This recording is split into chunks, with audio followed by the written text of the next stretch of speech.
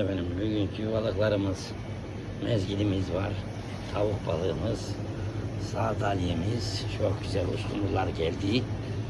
Evet, somonların parıltısını görüyorsunuz, parıl parıllar maşallah. Şuradalar ışıl ışıl. Evet, çok güzel bir kırlangıcımız var efendim, görülmek üzere kanatlarını açmış, uçmaya hazır. Evet, görülmek üzere somon dilimler, karidesimiz var. Türk somonumuz var, ışıl ışıl maşallah. Evet, sarı kanatlar geldi efendim. Böyle 2 tane toriyimiz var. Böyle çok güzel porsiyonluk levreklerimiz. Evet, kaya levreğiyle beraber herkese sağlıklı günlerimizi de sunuyoruz efendim.